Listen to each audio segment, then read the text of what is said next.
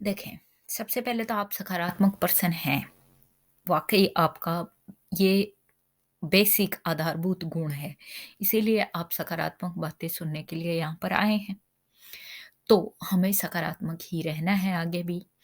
वो एक कहावत होती है कि अपने जैसा जीव अपने जैसे जीव को ढूँढ ही लेता है। कई लैंग्वेजेज़ में है वो। तो ये बात होती है, इसलिए आपने मुझे ढूँढ ही लिया, मैंने आपको ढूँढ लिया। सही है? High five. चले इस बात पे कहानी हो जाए। हम आज बात करने वाले हैं, जैसे कि 4 लोग समूह में बैठे हैं, किसी की बुराई कर रहे हैं। तो देखो, एक होता है आलोचना, जो सकारात्मक होती है, मतलब जो करनी चाहिए, जो हम विश्लेषण करते हैं किसी का, जो कि सामाजिक परिदृश्य में सबको प्रभावित करता है, या राजनीतिक परिदृश्य में सबको प्रभावित करता है, हमारे जीवन को प्रभावित करता है। उससे बचने के लिए हमें, या सही मार्ग चुनने के लिए हमें उस चीज़ से या उस व्यक्ति से दूर जाना होता है। तो वो एक आलोचना का हिस्सा होता है, वहाँ तक तो ठीक है। लेकिन हम किसी को मतलब इतना ज़्यादा बुराई करने लग जाएँ कि बस उसके पीछे पड़ जाएँ, ऐसा नहीं होना चाहिए। क्योंकि हम इतना वक़्त दूसरे की गुणों और अवगुणों पर आलोचना और समालोचना और जो भी विवरण वर्णन करने के बजाय हम अपने आप पर लगाएँ, तो ज़्यादा अच्छा रहेगा। हम अपने गुणों को, अवगुणों को जानेंगे, और हम अपने बारे में ज़्यादा जितना जान पाएँगे, उतना ही ज़्यादा हम अपने स्किल्स को बहुत शार्प कर पाएँगे, परिष्कृत कर पाएँगे। तो ऐसी ही एक कहानी है, जिससे भी हम ये सीख ले सकते हैं। कैसे, क्या होता है कि एक बार यमराज आते हैं एक बंदे को लेने के लिए। वो बंदा उनको गेट पे मिल जाता है। बंदे को वो जाते ही बोलते हैं कि भई थकान हो गई है, मुझे पानी की ज़रूरत है। बंदा उनको पानी लाके पिला देता है, उसको पता नहीं है कि ये यमराज ही हैं। वो पी भी लेते हैं क्योंकि थकान इतनी होती है। अब पीने के बाद उन्हें रियलाइज़ होता है कि मैं तो इस बंदे को उठाने आया था, अब इसका एक और पुण्य बढ़ गया, अब तो इसको कुछ मोहलत देनी पड़ेगी। तो कहते हैं कि भाई मैं यमराज हूँ, तुझे लेने आया हूँ, मेरे साथ चल। वो उनके सामने गिड़गिड़ाता है, कहता है कि मुझे थोड़ी मोहलत दें, कुछ काम बाकी हैं वो मैं पूरे कर लूँ, उसके बाद मैं आपके साथ चल लूँगा। तो यमराज को एक युक्ति सूझती है, वो कहते हैं कि देख तेरे पास 5 मिनट है, और ये ले किताब और ये ले पेन, इस किताब में तू इस पेन से जो भी लिखेगा 5 मिनट के अंदर वो सारी बातें पूरे हो जाएँगी। तो वो सारे काम जो तेरे बाकी हैं, जो तू करना चाहता है, जिस तरीके से करना चाहता है, वो इसमें लिख दे, वो पूर्ण हो जाएँगे। उसके बाद मैं तेरे को ले जाऊँगा। बहुत अच्छा लगता है कि चलो कुछ मोहलत तो मिली, 5 मिनट ही सही, अब मैं लिख दूँगा कुछ तो मुझे और मोहलत मिल जाएगी।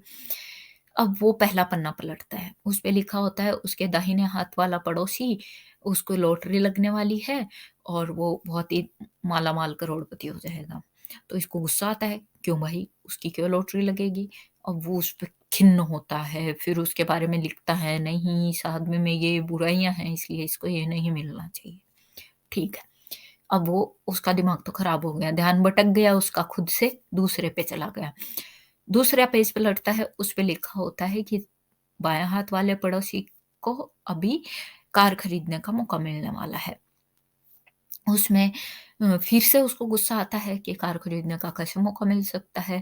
वो तो मतलब दुपहिया के लायक भी नहीं है, और फिर उसका गुणगान कर देता है, वो विवरण लिख देता है कि क्यों-क्यों भई वो डिज़र्व नहीं करता है कार खरीदना, क्यों वो स्कूटर पर या दुपहिए पर ही चलना डिज़र्व करता है या नहीं करता है, जो भी उसके दिमाग में आता है वो लिख देता है, उस पे गुस्सा आता है। फिर तीसरा पेज पलटता है, उसपे लिखा हुआ है तुम्हारे सामने वाला पड़ोसी जो पॉलिटिक्स में था वो अभी मंत्री बनने वाला है चुनाव जीतकर। तो वो उसका भी ब्यौरा ब्यौरा वहाँ पे जीवनी छाप देता है कि भई इन कारणों से इसमें ये ऐब हैं, इस वज़ह से ये मंत्री बनना डिज़र्व नहीं करता, तो इसको ना बनाया जाए। चलो जी, सारे काम हो गए। चौथा पन्ना पे जाता है, तो उसमें लिखता है कि बॉस उसका और उसको और पावर मिलने वाली है, उसका प्रमोशन होने वाला है। तो वो बॉस के बारे में तो और भी गुस्सा आ जाता है कि अच्छा मेरा बॉस सारे दिन मेरी जान खाता रहता है, उसका और प्रमोशन हो जाएगा, फिर तो उसके पास और पावर आ जाएगी, फिर तो और मेरी जान खाएगा। उसको और नहीं प्रमोशन मिलना चाहिए, उसका डिमोट होना चाहिए, प्रमोट नहीं होना चाहिए, ये वो फलाना-ढिमकाना उसकी सारी गाथाएँ वो लिख देता है। भाई साहब इतने में तो उसका टाइम तो गया हो, 5वाँ पन्ना पलटता है, उसपे उसका नाम लिखा होता है, पेज पूरा खाली होता है, उसमें उसको लिखना होता था। लेकिन यमराज जी आते हैं और उसका पेन कॉपी छीन लेते हैं। क्यों? क्योंकि यमराज जी कहते हैं कि भई तेरा 5 मिनट दिया था, वो 5 मिनट पूरा हो गया, तेरा पानी पिलाने का पुण्य का समय और तेरा मौका समाप्त हुआ। अब आप प्रस्थान करें हमारे साथ यमलोक ताकि हम आगे का काम निपटा सकें। तो ये गिड़गिड़ाने लगता है कि नहीं मालिक मुझे थोड़ा वक़्त दीजिए, मैं अपना काम निपटा लूँ ये वो। तो यमराज कहते हैं कि देख बंदे, तूने अपनी ज़िंदगी भी ऐसे ही खो दी, व्यतीत कर दी पूरी व्यर्थ में। दूसरों को देखकर अपने ऊपर झाँका नहीं, अपने बारे में सोचा नहीं, अपना भला किया नहीं। अपनी कमियाँ अगर दूर करता, कूड़ा-करकट बाहर फेंकता, तो शायद तेरे अंदर सफाई होती, तो कुछ और अच्छाइयाँ रखने की जगह होती। लेकिन अपने अंदर तो कूड़ा भरता रहा, दूसरों का भी भरता रहा और अपना भी, क्योंकि दूसरों का कूड़ा तो तू साफ कर ही रहा था, तो वो भी तेरे अंदर आ गया और अपना साफ तूने किया नहीं, तो वो था ही ऑलरेडी।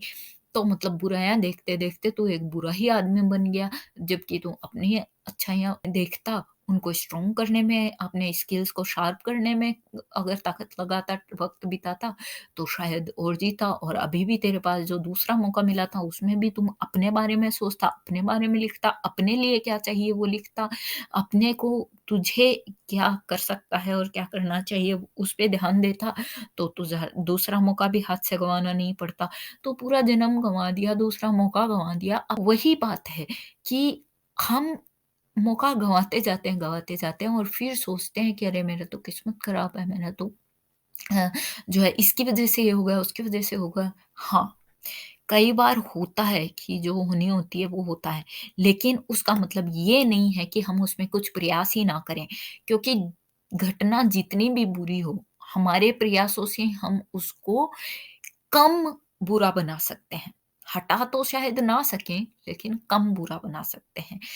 अगर हम मान लो हमारे भाग्य में लिखा है कि अनुत्तीर्ण होना है, लेकिन अगर हम बिना पढ़े अनुत्तीर्ण हों तो हमें हमेशा धोखा रहेगा कि हमने पढ़ाई भी नहीं की। लेकिन अगर हम पूरी मेहनत करके फिर अनुत्तीर्ण हुए तो दुःख तो होगा कि मैंने बहुत मेहनत की थी फिर भी नहीं पास हो पाया है।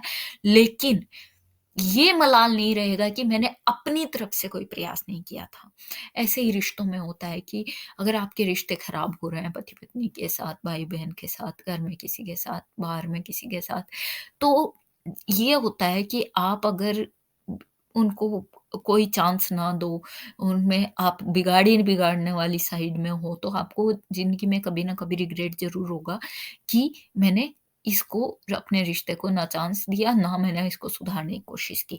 लेकिन अगर आपने अपनी तरफ से पूरी कोशिश कर ली, तो आपके पास रिग्रेट करने के लिए कुछ बचता ही नहीं है, क्योंकि आप जब भी सोचोगे कि मैं ये कर सकता था या वो कर सकता था या कर सकती थी या ये हो सकता था, तो आप सोचोगे कि मैं तो ये ऑलरेडी कर चुका हूँ। है ना? तो फिर आपके पास रिग्रेट वाला ऑप्शन नहीं रहेगा और रिग्रेट वाला ऑप्शन नहीं रहेगा तो आपका जीवन सुखद है, पूर्ण है। ठीक है? तो परिपूर्ण सब कुछ कुछ भी नहीं होता है परफेक्ट। लेकिन फिर भी जितना हो सकता है उतना आपने प्रयास कर लिया तो वो ठीक है।